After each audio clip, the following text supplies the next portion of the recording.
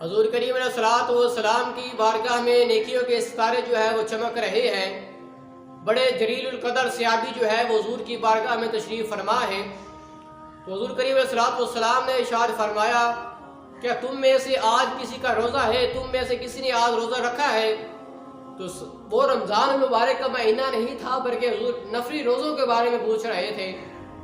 تو سب صحابی جو ہے وہ خاموش ہیں، کسی نے جواب نہیں دیا۔ تو تھوڑی دیر کے بعد حضرت سیدنا صدیق اکبر رضی اللہ تعالیٰ عنہ کھڑے ہوئے اور عرض کی کہ یا رسول اللہ آج میرا جو ہے وہ روزہ ہے۔ جب جواب دیا پھر بیٹھ گئے۔ پھر حضور کریم علیہ الصلوۃ والسلام نے ارشاد فرمایا من کان اطعم اليوم مسکینا، کہ تم میں سے کسی نے آج کسی مسکین کو جو ہے وہ کھانا کھلایا ہے؟ پھر صحابی جو ہے وہ خاموش ہیں۔ پھر حضرت سیدنا صدیق اکبر رضی اللہ تعالیٰ عنہ کھڑے ہوئے اور عرض کی کہ یا رسول اللہ آج میں نے جو ہے ایک مسکین کو جو ہے وہ کھانا کھلایا ہے۔ پھر بیٹھ گئے۔ پھر آقا صلی اللہ علیہ وسلم نے پھر ارشاد فرمایا فمن عاد اليوم منکم مریضا، کہ تم میں سے کسی نے آج کسی مریض کی عیادت کی ہے؟ اب صحابہ کرام نے پھر وہ خاموش ہو گئے، کسی نے جواب نہیں دیا۔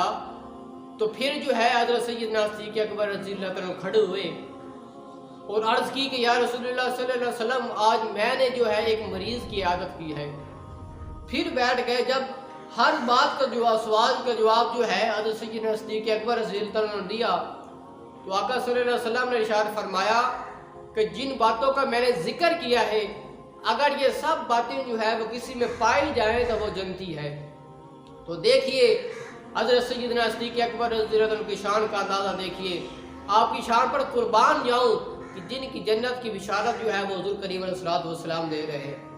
اور اسی طرح پھر ایک دفعہ حضور کریم علیہ الصلوۃ والسلام نے ارشاد فرمایا کہ نیکیوں کے 360 درجے ہیں۔ تو حضرت سیدنا صدیق اکبر رضی اللہ تعالیٰ نے عرض کی کہ یا رسول اللہ صلی اللہ علیہ وسلم کیا ان نیکیوں کے 360 درجوں میں سے کوئی نیکی مجھ میں پائی جاتی ہے؟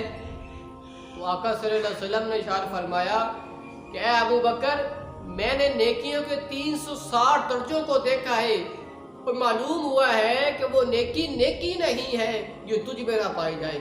اے ابو بکر وہ نیکی نیکی نہیں ہے جو تجھ میں نہ پائی جائے۔ تو دیکھیے حضرت سیدنا صدیق اکبر رضی اللہ عنہ کی شان پر قربان جاؤں، آپ کی شان کا دیکھیے تقاضا کہ حضور نے فرمایا کہ وہ نیکی نیکی نہیں ہے کہ جو ابو بکر میں نہ پائی جائے۔